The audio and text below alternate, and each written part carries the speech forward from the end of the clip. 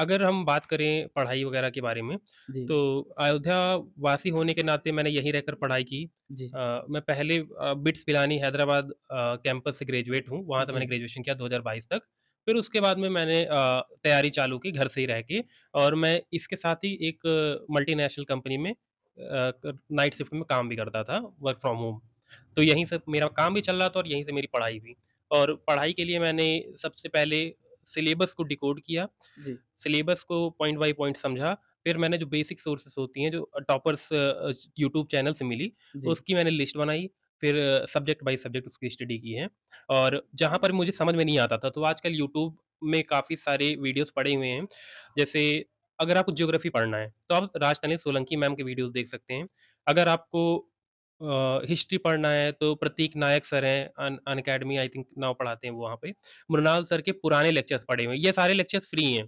जो कि जी, यूट्यूब पे पड़े हुए हैं। और अदरवाइज़ अमित सेनगुप्ता सर के मैपिंग वीडियोज़ या आप बस सर्च कर लीजिए, आजकल बहुत सारे चैनल्स हैं।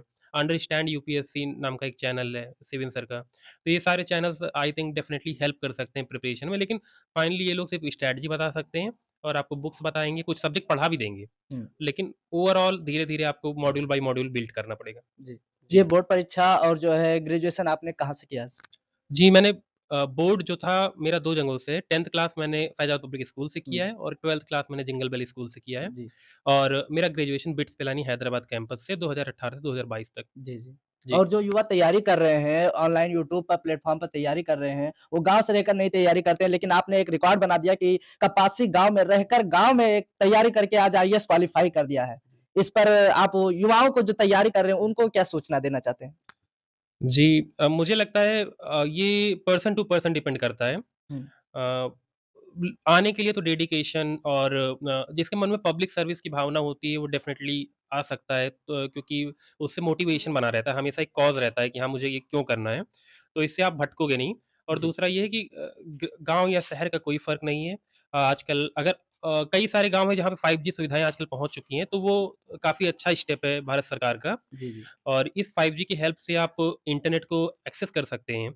और उसके ज़रिए यूट्यूब पे मैंने आपको वीडियोज़ के सोर्सेज़ बताए। या कोई अगर आपको एनसीईआरटी पढ़नी है तो आप एनसीईआरटी की वेबसाइट पे जाएँ, वहाँ हुँ, पे आपको पढ़ा दिया जाएगा। इवन कई स्टेट गवर्नमेंट्स यूपी गवर्नमेंट भी कई सारे पोर्टल चलाती है जहाँ पे वो खुद मटेरियल अपलोड करते हैं। जी, जी, तो वो सारे मटेरियल्स का भी यूज़ किया जा सकता है। तो मतलब लेकिन पहले आपको सिलेबस लेके बैठना होगा, आपको एक हुँ, स्ट्रैटेजी बनानी पड़ेगी हुँ, और फिर उसके बाद में आपको उस पे काम करना होगा। जी।